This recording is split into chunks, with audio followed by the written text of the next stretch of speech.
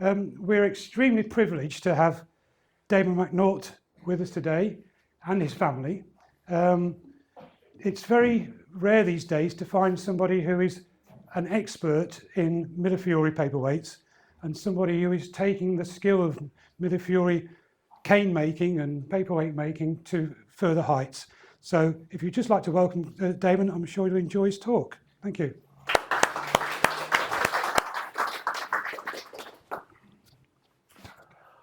Well, it is an honor to be here again. Some of you I might have met 12 years ago. My wife and I traveled here in 2012 to present to the PCC, and we had Phoebe's here today, but we had Phoebe in my wife's belly at that point. So she's been to 2 PCC meetings at this point. But it felt like it took a long time to try to get back here. I think Angela and I might have been planning this meeting since 2020, and then the pandemic happened, and just a lot has happened to get back on track. So I'm going to go over a couple different things about my career in glass in this discussion, with a focus on the individual canes, because I feel like the canes really do sort of tell the story of how the paperweights are designed and the way I'm thinking about them. Future directions I hope to go in. So let's just jump right in. Let's move forward. So I live in Silver Point, Tennessee. My studio's been there since 2007. And I live on a farm, and so the studio is just right up here next to this is the new barn. There's an old little garage next to it, and that's where I have the glass studio. And so next to the studio is a orchard. And so I look at the flowers in the spring, and I'm inspired by the apple blossoms. There are dogwood trees, and there's some examples of dogwoods in some of the canes that I make, and it took a number of years to figure out how to make a dogwood out of glass canes.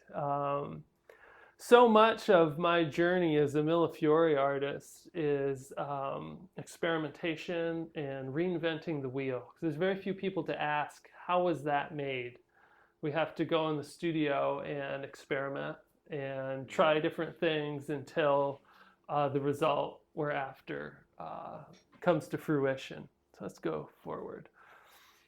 So when I started making paperweights in 2009, right around Halloween, a stray cat appeared in the neighborhood.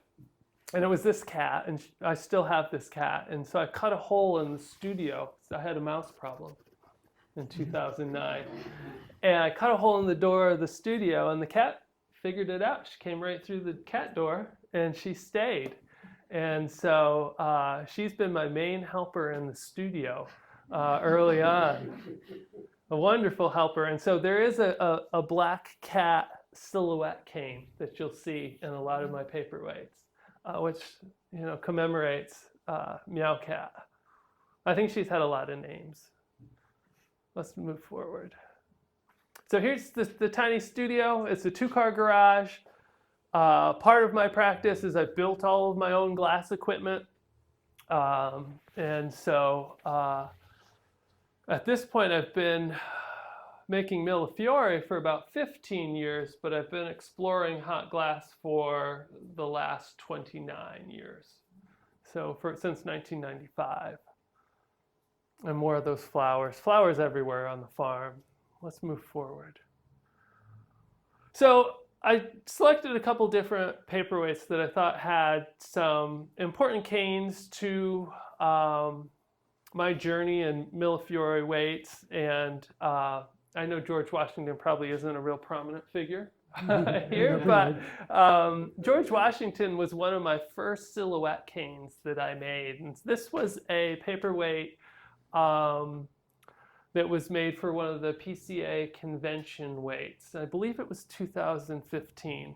And so every convention, the PCA reaches out to the artists to tried to come up with a design that sort of captures the spirit of the location of where the convention will be held. And the convention jumps around. And so it was going to be in Washington State, Tacoma, and most of my paperweights, they are one of a kind, but I sort of designed them what looks and feels right to my artistic sensibilities, my understanding of design. And, try not to do two of any one. And so I started out thinking, well, I'm not going to like this. I have to make something specific. But once I got into the design process, I found that I really liked how I could code the information of the paperweight with the different canes. And so this was a drawing that I had worked up for the PCA, saying, this is what I want to make. And so there wasn't a paperweight yet. I just had this idea. And it's one of my favorite weights. So it's a clear ground. So all these canes, the cherries, this is an evergreen tree, and the George Washington are floating above the stave basket of green stars. And so when the green stars were pulled behind with the jack line, it brought all of those canes behind it. And I really liked the effect of all the diagonals, bringing your eye into the center where George Washington was. And so I thought, well, Washington State is the only state named after a president. And then it's also called the Evergreen State. And then in school, we learned that George Washington chopped down the cherry tree. So, which I don't think he really did, but I thought cherries would be a really distinct cane to look into. And then the faceting, I felt, really set off the piece. Looking back at this cane, one of the things that, only hindsight can you see these things. I wish I would have liked to have had the 13 colonies in the stars. Like that would have just been another really nice touch to play with symbolism within the work. Let's go to the next slide. I think I may have the individuals here. So when I proposed the George Washington, the PCA committee didn't think I could do it. They said, we don't think he can do this. And so I'm glad they took a risk on me because I was excited about making it. So these show a little bit of the process, and I tried to show process shots of how the canes are constructed. And so if anyone has a question as we move through, please just ask. So on the cherries, you can see down here there's a cylinder with lots of individual rods put into it. That's a stainless steel cylinder that's roughly the size of a Coke can. I like that proportion for stretching the cane later on.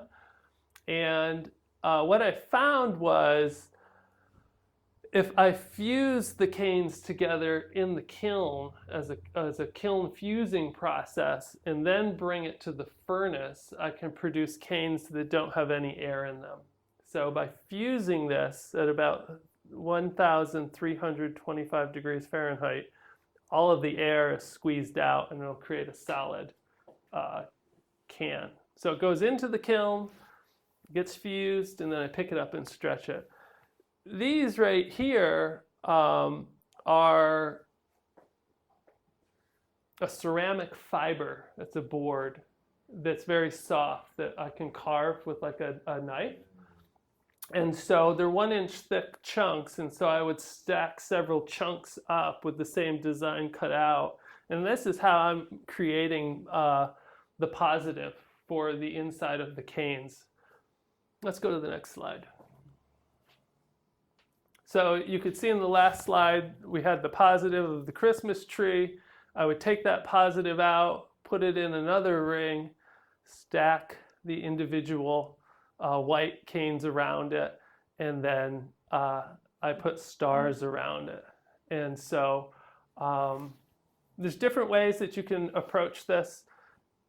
In the Christmas tree, you can see the stars were fused in, and these are very big. And then once you pull them, all the detail sort of blends together, if you will. Early on, I would buy my color from color companies. And after I made this cane, I realized that not all the whites were the same value from the companies. They were from different batches of white. So after this, I stopped buying the pre-pulled cane and went to pulling my own cane so that I could get the same value throughout the cane, because I didn't like this broken up bit. And so these were the fused pieces in the kiln. I bring them back up to temperature. They're the size of a Coke can.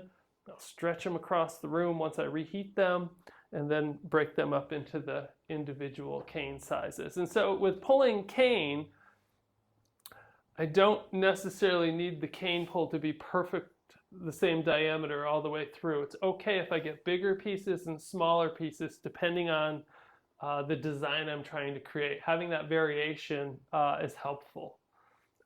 Where in my early training in glass, our goal was to pull perfect cane from one end to the other. It all was supposed to be pencil width diameter, and you were to pull 30 yards of perfect cane. And so, now I feel like I'm slipping because it's thick and it's thin, and it's okay. Let's go to the next slide. So here was that drawing. So this is the drawing of the paperweight that I submitted to the PCA. And so based off of it might, you see my descriptors here, I might do this. I don't know once I get into it, because this is just on paper. But they decided that they liked this this design. So this is what it looked like. All of my work is reverse pickup. So this is upside down in the metal ring that holds all the canes together, and then I would dump hot glass onto this, pick it up, and then smooth all the canes together before the crystal is added for the top. This was a paperweight that I felt really looked great faceted. I didn't like it nearly as much when it wasn't faceted. The faceting really set it off. There are 7 of these. I would really like to get one back at some point. I have one of the originals that's unfinished, but the glass quality was unacceptable, and so I haven't cut it yet, but I don't think it's worth cutting because it has too many imperfections in it. Let's go to the next slide. So this was a recent paperweight that I put a design in for. The PCA just had its 70th anniversary, and they were looking for a design to commemorate. They wanted a lamp worker and a millefiori artist to come up with a design to commemorate the 70th anniversary. And so we were looking at different logos of the PCA, and at one point the bird and nest was a logo that had been used. And so I thought, well, I haven't done a lot of color picture canes. I tend to go for the traditional black and white picture canes. Well, I'll try my hand at the pointillism of the bird and nest cane. So the next couple slides are just sort of the steps of building this cane. I also don't do a lot of crown weights, and red, white, and blue crown weight was one of the PCA's logos a while back. So I was sort of combining a couple ideas into this paperweight. Let's move forward. So I thought, okay, how do we do this? And so this is the photo of the bird and nest that you find on the internet when you Google bird and nest paperweight. I believe it was probably taken from Kaplan's. It's on a blue background. Mm-hmm. And so this, by and large, influenced my design because I just took what I could find. I ran it through Photoshop, a computer program, and they had a mosaic filter that I overlaid onto the photograph, and I was able to get each of these dots the same size as the canes. And I thought, well, this will be like paint by numbers. So I will match a different color to each of these dots and try to make it. So this is about 3 inches, I guess, diameter. Let's go next slide. And the way as we looked in the last slide, I like to fuse my picture canes together. So stainless steel cylinder. I wanted the cane to have a black ring around it to contain it. So I blew a black cylinder that would fit inside this stainless steel mold. This is the paper. This is a fiber paper that I'll wrap around the inside of the cylinder so the glass won't stick to it. So once I fuse this, I can just pop it out from the mold. And then this is the kiln shelf with more of the paper so it doesn't stick to the bottom of the kiln. And these are my nippers that I use to cut the canes. And then you can see my design here. Let's go to the next slide. So I kind of broke my rule here because I needed a lot of cane. And so I ordered the cane to make this design. And so you can get a lot of money in material quickly. So there's about $400 worth of color here for one cane. And so I think I had maybe about 25 hours to build this cane, going to the studio and putting in dots. Let's go to the next slide. So I set up a little station. You can see here's my ring, the drawing in the back, and this is horizontal now so that I can start building the designs. Next slide. And so you can see that I will often make the design much bigger than the mold because when it's fusing vertically, the air is pushed out and I'll lose several inches. And so by the time this is done, it'll be down into here. I've never had one actually overflow. It tends to only go in, not out. Let's go to the next slide. That was an hour. That was my first night. Next slide. And so I'm looking at my drawing, I'm looking there. And this is where I realized it was time to start using my reading glasses. This was one of those like, oh, this is hard. Next one. And so I put a few more in. Next one. Built a few more. Few more. And so this is like, okay, I'm going to keep coming back every night. So I would, after dinner, I'd go to the studio. And you can see I have my flashlight here because I couldn't see. I had my readers on. Keep going. And so we're starting, we have the eggs, the tree branches, and now I'm building the bird in there.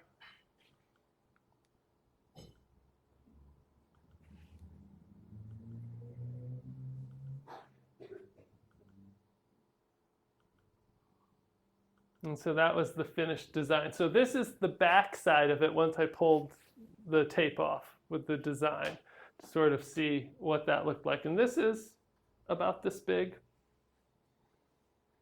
Good chunk. Let's go to the next slide. So this is the piece in the kiln right before it's ready to be fired. Let's go to the next slide. And Can so, I ask a question here, please? yeah. Those individual canes in that design, were they bought in, or did you make those individual canes? Big canes that you... I purchased those. The little canes? Yeah, so typically I will pull them myself. So I'll take a larger bar of pure color, stretch it across the studio into what we call a stringer, which are the tiny little threads of glass. It's very time consuming to do that. And so it's nice when you can just buy them. It's more cost effective. Well, it's a time issue. Yeah. Monetarily, it's more efficient to pull, buy your concentrated color rods and then pull it into stringer. But that's time expensive. It's very labor intensive, where these stringers that are pre-pulled are about 5 times more expensive for the same amount of color. And so for this job, I just threw money at the problem and got out of it. So Tony, would you go back to the last slide? So look at how high this is and go forward. And you can see that now we've fallen inside the paper. So that was above the paper before, and now we've probably dropped it, probably almost a third of the mold. Let's go to the next slide. So this, I'm so happy this pull turned out well, because I'll take that blank and we put it in the kiln and bring it back up to temperature, pick it up. And the goal of pulling cane is to get all your colors and the entire chunk of glass uniformly hot. without distorting your image. And having the amount of money and the amount of time in this cane, the day that we pulled it, there's a lot on the line. You know, as you don't want to mess them up. So this really pulled great. I thought I was going to get about 8 feet of cane, and I think I ended up with maybe 2.5 feet was the total pull, because this is a little bit, I think it's about 1.25 inches is the diameter of this, because I wanted it fairly big. And normally we nip the cane, but this cane has been all sawn on the saw, so there's a little bit of waste from sawing it, but that way you don't get it, it won't ever break irregularly. You get much more cane out of it. And so I could face the bird one way or the other. Let's go to Once you've sawn the cane, do you have to polish one end of it? Yes.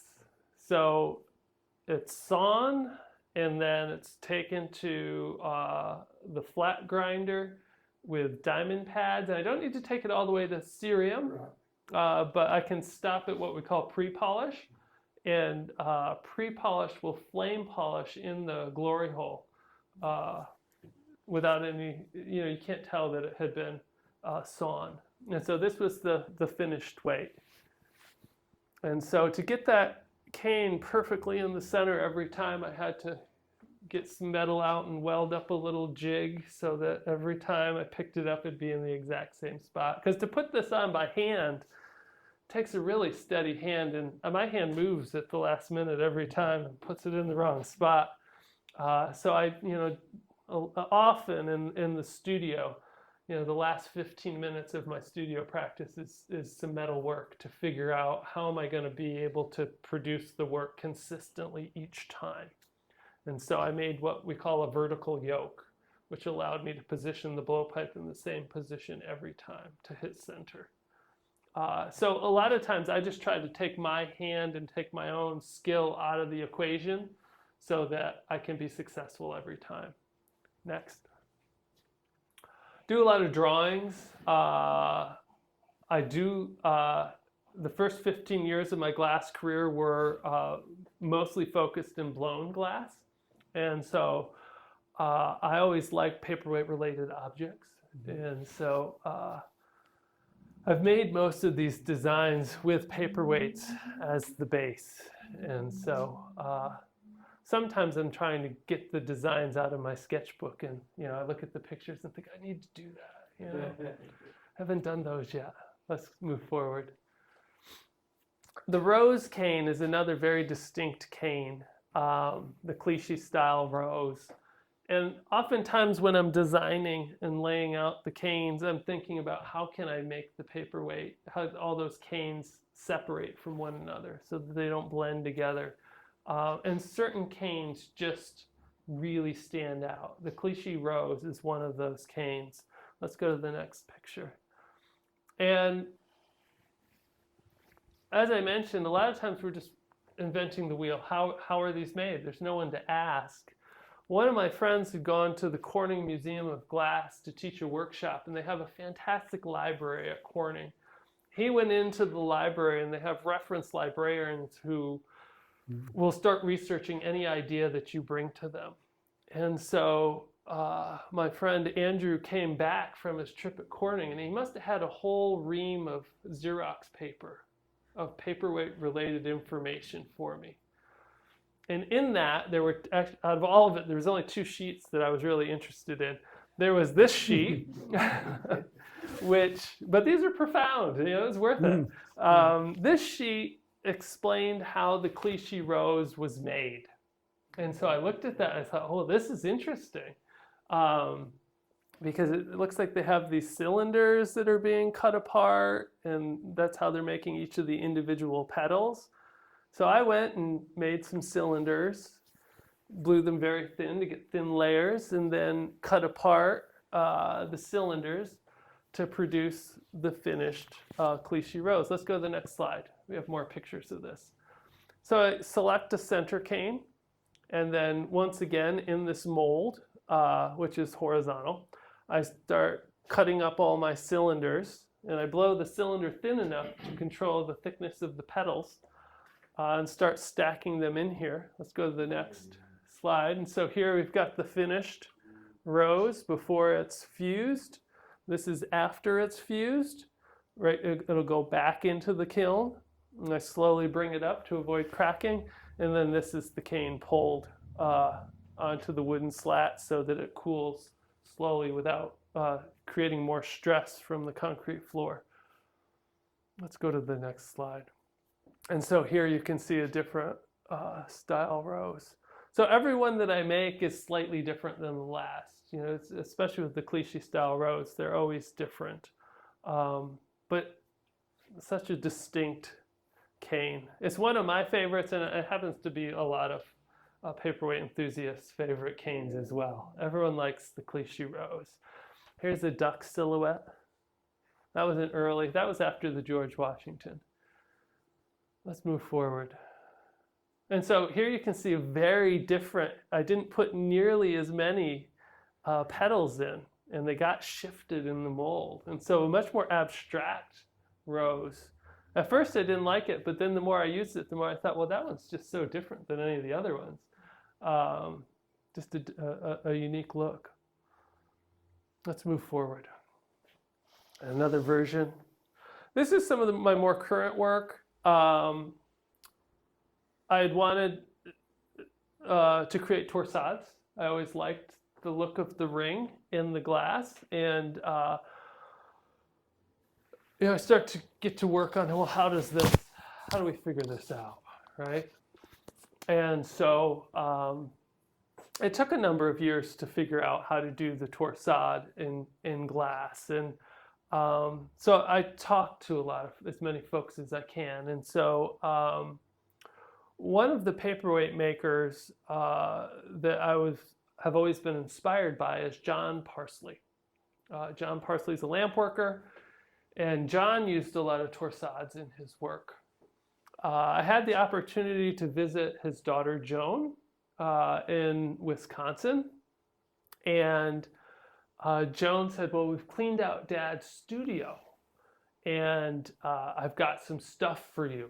So we were in a storage locker with no lights, felt a lot like this room, in the dark, with a flashlight. And Joan's showing me all this stuff of her dad's. And her dad must have saved everything, because as she's showing me tools and the bits and pieces and unfinished torsades and the canes that were used for the torsades, I could have said, Joan, this is the mold that went with this torsade, and it fits here, and this is how this was done. And then she showed me finished ones, and by the time we were done, we had this little mini John Parsley torsade lesson in the dark of her storage locker. And Joan sent me home with some of John's tools that he had used to create the torsades. And so I got to work and got my lamp working torch out, and I'm not really so keen on the torch. And so I was like, this is a train wreck, trying to make these, thinking the way John would make them. And then I just decided, well, I'll just make them my own way. And so I had much better results when I, left the way I thought John made them and made them myself. A heart is another very distinct cane that I'm using a lot now in my work. And there's a couple different reasons why I'm using that cane. The first reason is I got a phone call, probably 6 years ago. And a woman said, I collect heart paperweights. Do you have any? And I thought, no. But. And I kind of thought I was too cool. I teach design at the college level, and I thought, hearts are so cliche. And I left it at that. And then a year later, I got a phone call. Have you made any heart paperweights yet? And I thought, no, not yet, and sort of dismissed it. And then a year later in Dearborn, Michigan, at the PCA convention, I met Miss Madeline Kinsman. She was 95, and there she was at my booth, asking had I made any heart-shaped paperweights. And I said, wow, this is like my great-grandmother. I was like, I would never say no to my great-grandmother. So I went back to Tennessee and got to work on a heart-shaped paperweight or design. And so I called Jim Brown. You know, I was sort of thinking, well, I don't know how to make a heart. And there are some companies that make molds that are in the heart shape. But the mold's like $100. And I thought, well, maybe Jim has one. And Jim laughed at me and he's like, make one. You don't need to buy one. And I said, well, okay. And so I ended up just taking a piece of angle iron and welding it on a little base so that I could create the side, and then took a knife and smashed down into the color, and that created the heart. And so in about I get a lot done in my last 10-15 minutes before I leave the studio. So I welded up this mold real quick, and I tried, this was the first heart mold that I made. So I was happy enough with the results. Pulled it, thought this was great. Made a couple different pieces with it. And what I discovered was I actually liked the heart cane quite a lot, because the heart cane is directional. And so it moves the viewer's eye within the paperweight design. And so, I knew the Clichy Rose was a home run early on, but, we don't get these wins very often where you find another distinct cane that really works in the design. So I thought, this is great. I need to listen. I should have made the heart much sooner. So I reached back out to Miss Madeline Kinsman and informed her I had made her pieces and sent them to her. And I got a message that said, I received them on my 96th birthday. And I thought, that's like Disney. Like, how does this stuff, how does that work? And so, so I've been using it ever since. It has become even more significant in my design work. You'll notice there's a lot of hearts over there. This winter, I had heart surgery. And so this was out of the blue. I said, oh my God, I have to have heart surgery. And so knowing that I had this meeting coming up, I went to the studio and said, well, I better get to work because I have no idea what post-surgery is going to look like and whether I'll feel like it or not. So I made all the work back in December to prepare for this meeting. And so the hearts really took on a significant meaning for me. And my thought process with the canes changed a lot too, thinking about what do roses symbolize, thinking about mortality, the unknown, the star clusters. My dogwood canes are also the cross cane. And so just thinking about how I can play with these images, these individual canes, and put them together. So I like the idea of the torsade and then this accent. And Kazan, Charles Kazan, often would not join his torsades together. He would put his initials there. And so I thought, well, there's precedence for this. In the glass world, everyone's like, well, you can't get the design to match up. They're like, So I make some of them where I join the torsade together. But I kind of like that it gives an orientation to the paperweight. And it's just a really great place to put the heart. So I went in the studio and said, well, I need to make more heart canes. So I thought, well, green's kind of a sick color. So I'll work through that and just experimenting with different heart designs. Let's go to the next slide. Here we have another. So this one I joined. This one doesn't have a seam. I think I included that to show everyone I can do this. It's far more work to get that to the pattern of the cane to match up. It's amazing when it does, because it's like, well, little miracles happened. Honeycomb canes, they're another distinct cane. I'm a beekeeper. I have a farm in Tennessee. And so when I get back from this holiday, the honey needs to be harvested. So it's heat wave in Tennessee, so I'm not looking forward to that. But, so I try to, in some of my designs, think about sort of making them autobiographical. What is it that I'm doing especially with the silhouette canes, they'll influence the imagery that I'll bring in, or, you know, in this case, the honeycomb canes, the rose canes. These are some, you know, really complex canes fused in the way that we had talked about earlier. I like dots. I think dots are a great way to break up the design.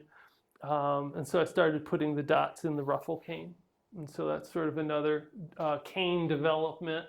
Some of these things seem so simple, but you know, it's the trial and error process, or it's I'll be designing the pieces and then I'll think about a new way to think to make cane, and then, you know, whether that pans out in the studio or not is another story. Let's go to the next slide. So then I made black and white hearts, thinking, okay, well, there's a point, you know, to think about them. And I like that they are directional, but when you're putting them all in the mold, they start squiggling on you and moving. And I used to make all of my work in my own private studio. And so in the mornings I would go, stand at my table, make the work, and then put it over here, you know, 3 steps away. It was in the making space. Now I teach. I have a glass teaching job. I'm a glass professor. And so I put the pieces in the car and drive them. And everything starts to vibrate. And so when I get to school, everything is moved. And so I have to kind of reposition everything. And the hearts are really finicky. These are some of the dogwood canes we talked about, or cross canes, which is just a very simple it's a 4-finger pin mold. So it's just 4 rods. And I had made these molds early in my glass career, and I could never figure out how to get a good cross. They were always just sort of washed out. And it wasn't until years later that I figured you just have to squish them. If you squish them, then it made the cross much more distinct. But there wasn't anyone to tell me that, you know? It's like it just took years to figure out. I just got to squish it, you know? And so these little breakthroughs, I think, are what are exciting about making the individual canes, is when you find that little kernel, one of your experiments is successful. It's very exciting. Let's go to the next slide. Oops, sorry. I'm a huge fan of faceted paperweights. I'm not so much a fan of doing the work of grinding. It's very labor intensive. But I absolutely love the finished look. I look at a lot of Whitefriars' work with their cut crystal. I've always really enjoyed that. It just transforms the piece in a way that an uncut weight, some of them need it, some of them don't. But when I look at it, that's the sort of weight that I'm after, is the cut glass. This has some star clusters in it. Let's go to the next slide. So, as I said, I've blown glass for a long time. These are some of my, a lot of Christmas ornaments. Everybody loves Christmas ornaments. This is a Veronese vase, which is from a Renaissance, an Italian Renaissance painting. This is about 18 inches tall. And I really love and this is an enamel, applied enamel decal. So they're like water slide vitreous paints that are applied to the surface and then refired on. So they're permanently on there, much like a Rolling Rock bottle or a glass bottle label. Let's go to the next one. There's more of those. Gold leaf. I was melting my own colors at the time. I always liked that electric blue cupcake stand. Everyone needs a fancy glass cupcake stand. Let's go to the next picture. Heavily influenced by Italian glassware. I loved making these little animals. There were swans and fish and dragons, and I always enjoyed the technical challenge of Venetian style glass blowing. Let's go to the next picture. And here is the Appalachian Center for Craft. And this right here is Jim Brown. And we always have to talk about Jim Brown because Jim is how I got into making paperweights. I met Jim probably in 2000. Jim had come to the Appalachian Center for Craft where I was in their residency program back in 1999. And Jim and I shared a studio space. And I was maybe 25 at the time and all over the place with what I wanted to make big things. And Jim had this laser focus. He wanted to make paperweights. And we were all like, okay. And I got to know Jim really well. And Jim always encouraged me to make paperweights. And for nearly 10 years, I said, yeah, I don't have time for that, Jim. I've got other stuff to do. So I moved away, went and got my master's degree in glass sculpture, and then moved back to Tennessee in 2007, started my own studio. And Jim was the only other glass artist living in the area. And there were plenty of artists up here at the school, but who had his own private studio. And so in 2009, Jim phoned up and said, we should get together and work. And I said, yeah, come over. That'd be great. And I knew what he would want to do. I said, just come over, And so he came to the studio, and of course he wanted to make paperweights. And so that day we worked in the studio for about 3 hours and made some really awful millefiori paperweights. Jim didn't reveal all the secrets in that first 3 hours. But I took notes that day because I really enjoyed my time with Jim. And I got to work and I made paperweights for the next month because I was working by myself in the studio at the time and had really enjoyed that afternoon with Jim in 2009. And so I made about a dozen paperweights, and a month later I called Jim and I said, Jim, I want to show you what I've been working on, So I brought the paperweights over to his kitchen, and I remember he opened the case. And he was standing there in his kitchen, and he pulls one out. And he's like, can I have this? And I was like, well, sure, Jim, I was like, well, it must be good if he wants it, And Jim said, well, these are great. I can't believe you made these in a month. And so Jim said, have you shown them to anyone? I said, no, I haven't shown them to anyone. He said, well, you should call this gentleman in New York City. You should show your paperweights to this gentleman. So I don't know what I was thinking, but my wife and I bought plane tickets to New York and flew without ever calling the gallery in New York to let them know that we were coming. We were just like, we'll take the paperweights to New York. And my wife had been living in Manhattan prior to us moving to Tennessee. So we went to visit Gem Antiques in Manhattan, and he looked at the work and was interested, and things seemed like they were going okay. And then he said, has anyone written an article about you? And I thought, oh no one's written an article about me. I just started making these. And I thought, well, this isn't going good, And he ended up buying 3 pieces that day. And I thought, wow, this is great. No one's ever bought 3 of anything of mine, And I get back to Tennessee, and the phone rings about a month later, and it's a woman, Nancy Alfano from Chicago. Mm-hmm. She says, I hear you've been making paperweights. And the light bulb just is going off at this point. I said, no one's ever called me. And no one's been paying attention to what I've been making ever. So I really have Jim Brown to thank for my career in glass. And so ever since 2009, millefiori has been my primary focus. And I still have a lot that I want to say with millefiori and the direction of it. Is there another slide, Tony? Yeah, can I just say at this point, I can see the next slide before you do, and you're going to be blown away by this next one. So, overlays, big fan of overlays. Here are more of these enamel decals. We talked a little bit, I talked to one of you about overlays and enamels earlier today. This is the direction I want to get back to with a little twist. I want to do the traditional French mushroom inside. Typically, I don't do the mushroom. It's just the paperweight in the bottom of the overlay. But the mushroom is one of those forms I've wanted to figure out.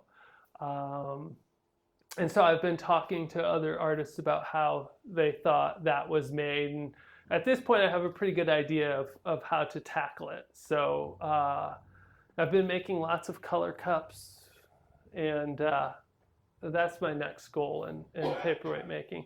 The enamels are a bit tricky in that they make a lot of enamels in ceramics, but not so many in glass. And so a lot of the enamels are sort of older antique designs that I find on eBay from different sources. One woman who I had bought from eBay for a long time, it was her dad's business back in the 50s, 60s, and 70s. And so to find them small enough for paperweights, because typically they were to decorate large platters, and that fire on at a low enough temperature, because I want low fire, where ceramics fire at a much higher temperature. So I've exhausted this design, which is a bummer, because these were made in Germany. And the company is no longer in business. But what I liked about these enamels is that they're slightly embossed. And so over the years, I've hired companies to produce decals for me, and typically there's a minimum. So you buy them by the sheet, and so 250 sheet order, several $100s in, you get them, you fire them, and they're matte, or they don't have the emboss. They're just not quite right. And usually that takes the wind out of my sails. Like, well, that was $400 down the drain. I don't like the look. And it's hard to communicate with the companies exactly what I'm after. Like, yes, they did make me decals, but not quite right. And the look is really important. So I'm always on the hunt for different enamels, imagery and things, but they're tricky, tricky to find. So, but yeah, I'd like to do more of these. Originally, there wasn't going to be any of the enamels in the lenses, but after I started applying them, I really liked that it felt like the floral designs were very organic and creeping in. So that was a happy accident. So a lot of work to create one of these designs, and then a lot of trips back into the kiln to fire everything on. But these are sort of the pieces that I really, really enjoy. Like when I look at them, I'm like, wow, probably should have sold this one, but I'm pretty sure Toby Holly has this one. I'm pretty sure Toby has this one in her collection. Damon, it's official. I want one of your mushrooms. It's public. Yeah, okay, yeah. So yeah, I'm excited to get in the shop and make, and yeah, it's. If you know Sophie, make it a magic one. But yeah, so this is sort of, I thought I would include future directions, because that's, my time with my teaching has really my teaching has taken up all my time. And so my focus isn't as much on my private studio practice any longer as it is maintaining the school's facilities, teaching my students to blow glass. And I feel slightly guilty if we just make paperweights all day long every day. So I'm trying to strike a balance, as I iron out all the problems in the program and kind of I've been there for about 2.5 years at this point. And so most of the problems have been resolved at this point. So I'm hoping to get into more of a groove of producing more of my work at the school. The school's facilities are fantastic. Furnace makes beautiful glass, so I feel like I've got all the components are in place. I'm feeling great from my surgery, so I'm ready to get back in the studio and get started. So I feel like all the speed bumps are out of the way. So Damon, with those decals, presumably they come on flat sheets. Yeah. Do you have any problems creasing when you actually put them onto the paperweight? You can. When you apply them, you want to get all the water out, and if they're not touching the surface, they'll curl up. And so they work really well on cylinders or flat glass. You know, of course, I always want curved surfaces. Yeah, I always want what's difficult, and so yeah, they're tricky.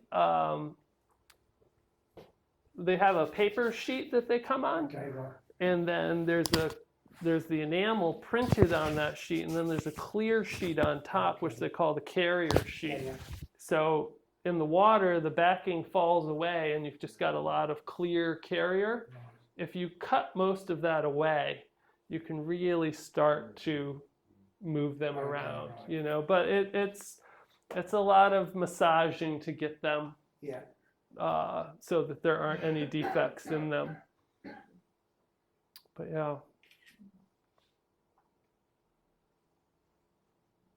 What else do we have there, Tony? I think that's the last slide. We've got one more. It's, may have one more, but it's not working. No, the computer's gone to sleep. Nice one to finish on. I was going to say, yeah. Oh, there we are. It's woken up. That was the last one. Yeah. So, more of farm. I'm glad there's no hay to do this year, but baling hay is tough work. I'd much rather be making paperweights. I'll go back to that one. Anybody got any questions?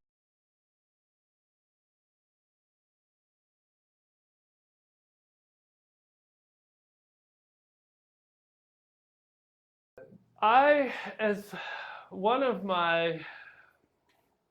the goals of my teaching is to give the students the tools to succeed as a professional glass artist. And so I often use my own career as a model of here is one way.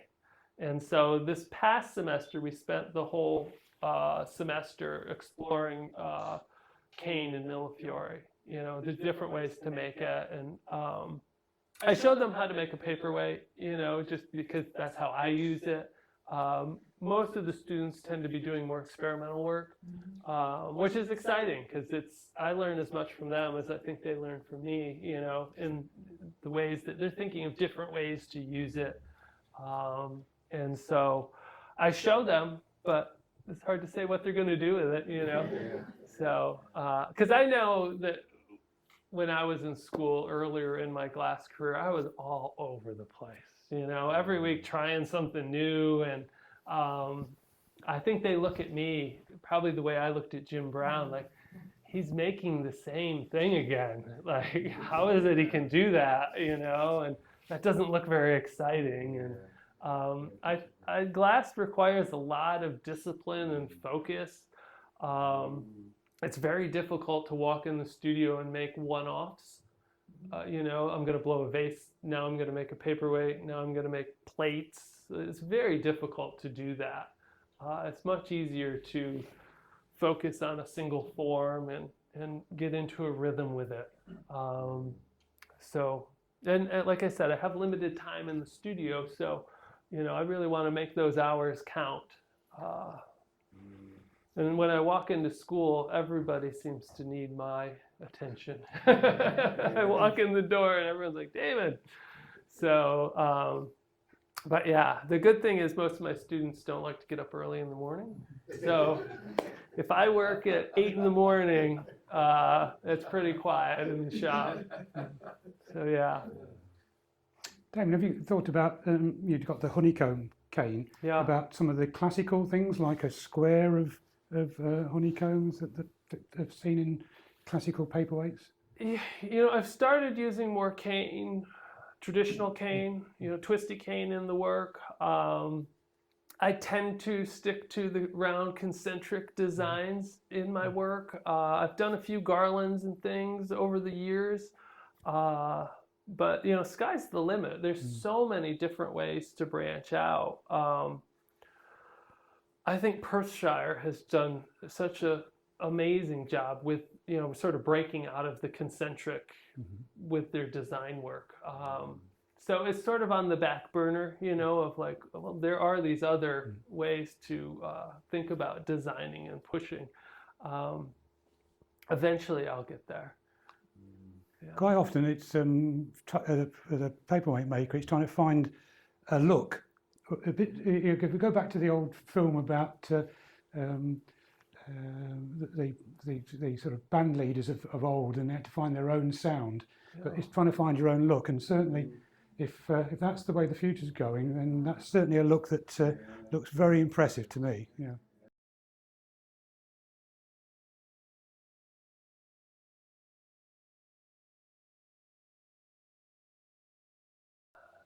It's tricky in that a lot of it is still secretive. A lot of folks aren't willing to share information because if you know, if you've put this hard sweat equity in figuring it out, you know, or if you came from a factory situation, like those were hard-earned positions.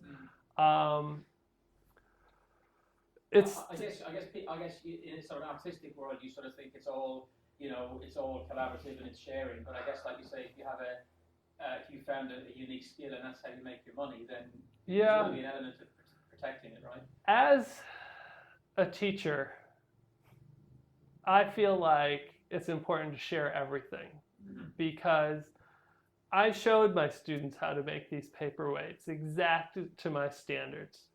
And what they went and produced, I don't have anything to worry about. It's, you know, I could give them the roadmap to my journey in glass, but artists' careers are very specific to the individual. And you have to really want to pursue and put in the time and the effort to get there. There's just, you know, you have to be in the studio working with the material. It's volume of hours and hands-on time. With a lot of these techniques, and Tony and I were talking about this a little bit, there's just not a lot of millefiori artists. Jim Brown was self-taught. By and large, I'm self-taught. Drew Ebelhair retired year before last. I mean, he was a big millefiori maker. We've got the Deacons in Scotland. We've got Mike Hunter. Who else is there? You know, there's maybe a few people who are dabbling in it, but not many. So that doesn't create a very big pool.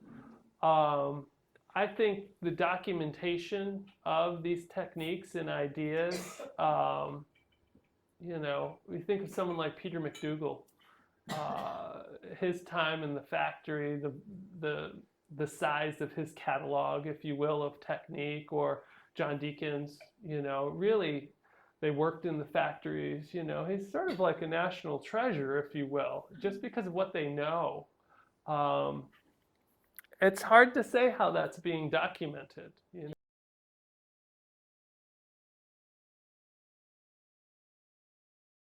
So I reached out to Michael Hignett, who lives on the island of Renault. Mikal, I believe, was trained at Clichy. No, Saint Louis, yeah, Saint Louis. And Mikal was gracious enough to send me some sketches. And so I interpreted Mikal's sketches and like it clicked. I was like, yeah, I can see how that would be done. I would never have gotten there without that. So I ask a lot of questions. A lot of times I'm told no, you know. But you know, I'm pretty driven in trying to figure out these different things. But I often find, even with myself, I need my own YouTube channel because I figure out how to do these things and then I'll take a lot of notes. But oftentimes there's just one little move that makes or breaks the pieces. And I was talking to someone about bottles earlier. Yeah, bottles. And Gulsari, one of our American collectors, loves millefiori bottles. So I made probably a dozen bottles, and it took a while to figure out exactly how to make them. And I made them, and I thought, well, they're interesting, and I brought them to convention, and Gloucestershire had assembled a case of all the different makers of bottles over the years. And it was cool to see my bottles in the case because they were very unique to any of the other traditional millefiori bottle makers. And when I could see them in that context, I said, wow, they really have my mark on them because they were unique to that. I also noted I may never make bottles again. You know, I wrote down all the steps, but you know, if you're not making them, it's hard to remember what was it that we did, you know. And so I think back to your question, a lot of these techniques are probably just going to be lost. Hopefully someone will reinvent them along the way. But I think there is a need for that sort of thing. Certainly makes it easier if you can see how someone does it. But if you figure it out on your own, I mean, you really kind of, you really learn it, you know, and there is a point of pride when you figure it out, that it's a good day. I often think one of the sort of mottos or slogans that I think about and toss around when I'm working is innovation within tradition. And so that's sort of what I'm after in my work is how can I honor the tradition, this paperweight making, but how can I innovate within those parameters, you know, and how can I make it my own look? And so a lot of times I'm just looking at the tradition, maybe dabbling in it, but then seeing where I take it with my own look, or like the enameling, or, you know, pulling from different areas in glass that I don't see being used in traditional paperweight techniques. Yeah. But yeah, I think there is a real need to sort of document some of these things. I know Berkshire Mahler Museum in Wisconsin is interested in filming different paperweight techniques, but I don't think it's exhaustive by any means. It's more like this is how a millefiori is made. But Tony and I were talking earlier about different ways that different factories made the work. If you look at the Whitefriars, you can see the setup in the bottom of the piece, where mine are perfectly smooth on the bottom. Just depends on how the crystal is applied, produces different results. So a lot of different ways to get to the same end. Yeah. Tony, we're not against the clock. Have we got time for one? Yeah, we can carry on with questions. So I've got a question. We spoke also about the glass you use for your main body, which is not lead crystal. No, it's soda lime, which is a decorative glass. But you do achieve you say a lead crystal would look different, but you do achieve a good degree of luster. I mean, it's still optically clear. I think lead crystal is more expensive to manufacture, but you know, I can get an acceptable crystal.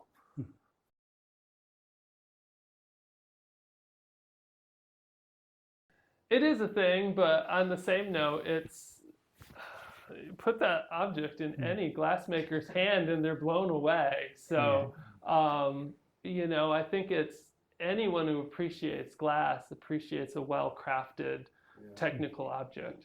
And so in my teaching, I often teach, like, anyone who is talking about hierarchy, that's the first person to dismiss, because it's all valid, right? No one approach or technique is better than another.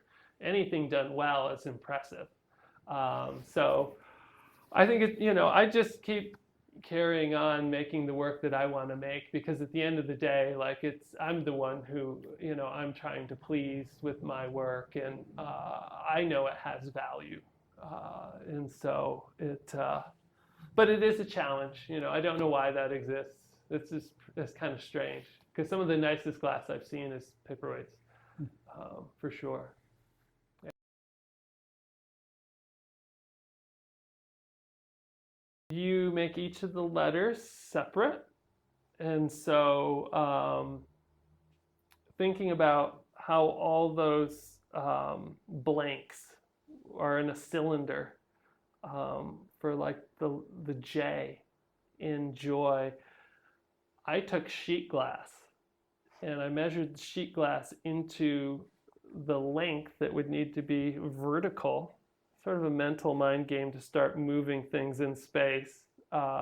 And so I made the J so that if you looked at it this way, it was a J, but then if you turned it this way, it's just a sheet, a plane, if you will. And so that's how I created my letters and made each of them individually and then put them together into the piece. A lot of folks make their letters on the torch, and they tend to make each letter individually and then will cold work them and put them together depending on how they need them. So they're like picking them up, adding them together, pulling them again. There's a lot of heating and cooling and cold working and fitting things together. As I noted, Joy was fairly short for Christmas, so I thought that was good. I couldn't imagine writing out Merry Christmas. So that, yeah, you know, it. But most of us need to at least make our signature cane, you know. So all of us are making some letters at some point, you know, to have that mark in our paperweights. You know, it is. I think the signature is important to distinguish. You know, for mine, it could either be an E, a W, or an M, depending on how you rotate it. But as you've seen, the canes themselves really make the work distinct through our choices in color, and I can usually identify any of my colleagues' paperweights instantly, you know, just by the cane work, you know, for sure.